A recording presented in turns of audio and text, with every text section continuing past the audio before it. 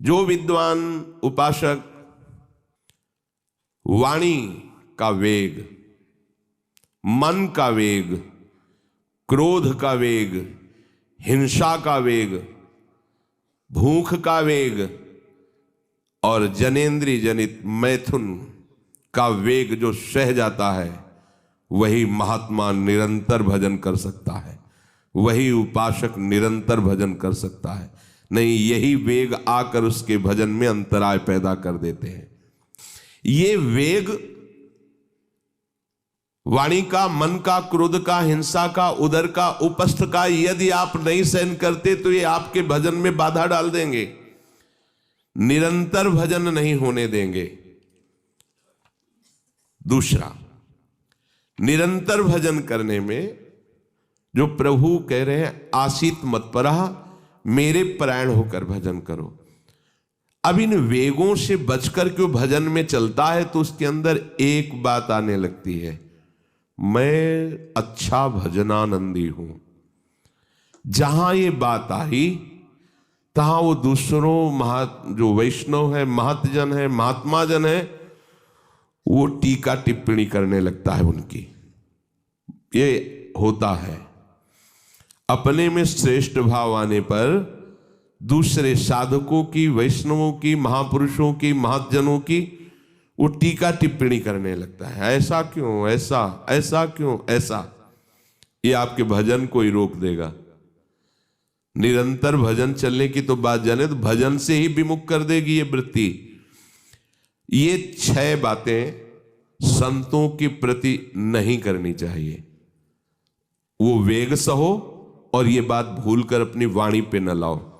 बास निरूपण,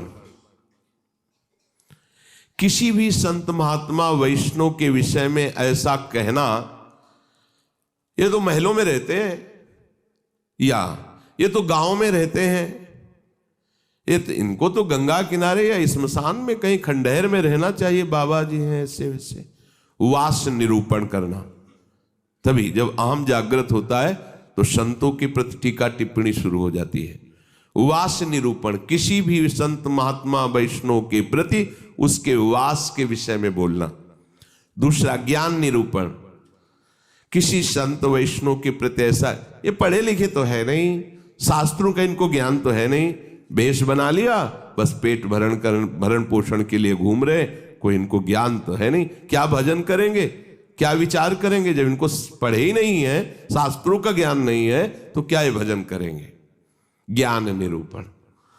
तीसरा, जाति निरूपण, अच्छा ये अमुक जाति के हैं, हाँ तभी चाहे जितना बेस रख ले, नीच जाति का तो नीचे जाति का रहेगा ना।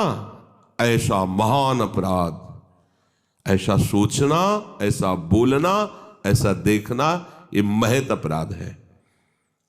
और ये हम लोग ध्यान नहीं देते, फिसल जाते हैं। एक बार एक जगह महात्माओं की पंगत लगी हुई थी, तो उसमें एक महात्मा को पंगत लगवाने वाले में जो श्रेष्ठ थे, उन्होंने एक थप्पड़ मारा और निकालने लगे। वहां हमको भी सेवा दी गई थी, पत्तल उठाना और पोछा लगाना बाद में। तो परोसाई जब होती थी तो उस समय खड़े रहते थे। तत्काल गए, हमने कहा आपने क्यों थप्पड़ मारा? तो उन्होंने जाति निरूपण किया कि इस जाति का है, तुम नहीं जानते हो, और ये साधुओं की पंगत में बैठा है, उनका आचार्य परंपरा का तिलक लगाए हुए है और भेष धारण किए हुए है। आप आचार्य परंपरा की प्रधानता रखते हैं या जाति की प्रधानता रखते हैं? वो महात्मा अश्रु प्रवाह करने लगे कि क्या मेरे को भगवान का भजन करने का अधिकार नहीं है? क्या मेरे को भगवत प्रसाद पाने का अधिकार नहीं है? जब हमें गुरु ने वस्त्र दिया है, भेष दिया है, तो हम संतों की सभा में उन्हीं की आज्ञा से बैठे हैं। वैसे हम इस योग्य नहीं हैं, पर बैठे हैं। उनकी दैन्यता देखकर तत्काल उनको हृदय से लगाया और उनसे कहा कि दोबारा ऐसी गलती ना हो। ये क्या मर्यादा है वेश के ऊपर? और उनके चरण पकड़े, एक बार इनको क्षमा करके आप बैठ जाइए, आप प्रसाद पा लीजिए। उस समय भागवती का आवेश में बोले, उनकी सामर्थ्य नहीं हुई, दोबारा उनको वो प्रसाद पा के निकले मन में ठान लिया कि झोला उठाओ और भागो यहां से। नहीं, जहां संत का अपमान हो वहां नहीं टिकना चाहिए। तो भूल हो जाती है।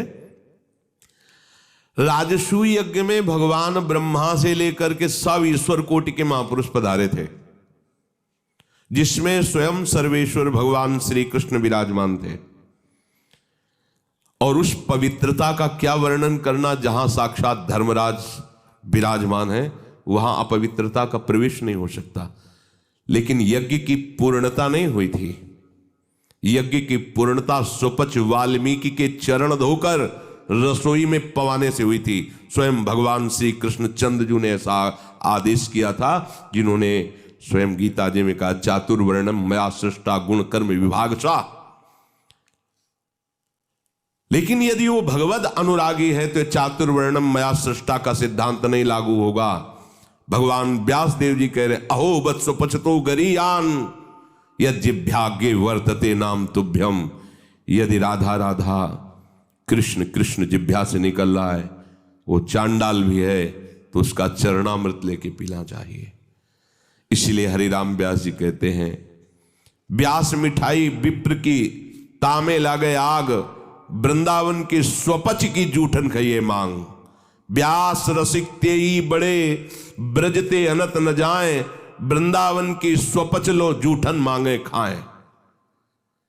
ये जाति निरूपण संत के प्रति करना महत अपराध है। और ये जब जाति का अभिमान बना हुआ है तो भगवत दासत्व का अभिमान कैसे आ सकता है? किसी भी मार्ग में हो, आगे चल करके सब लय हो जाता है। ये देहाभिमान के अंतर्गत आता है। देह ही तो जन्मी है जाति में, ये स्वरूपाभिमान थोड़ी है, ये देहाभिमान ही है। इसलिए वैष्णव के सबके एक ही गोत्र है, अच्युत गोत्र। अपने सब रसकों के एक ही गोत्र है, हरिवंश गोत्र। अगर हम जाति पक्ष में चले जाएंगे तो भगवत पक्ष से हट जाएंगे। तहां जाति कुल नहीं विचार, कौन सुत्तम कौन गंवार, सार भजन हरिवंश को। और यारस मगन मिटे भवत्रास, सुनहु रसिक हरिवंश विलास, श्री हरिवंश गाय। कहीं भी प्रकट हुआ हो किसी भी कुल में, और वो जब आचार्य के शरणागत हो जाता है, आचार्य परंपरा से, तो अभेद हो जाता है। सुने प्रपन्न जेब है, अभद्र सर्व के गए, तिन्हें मिले प्रसन्न हुए, न जाति भेद मानिए न जाति भेद मानिए।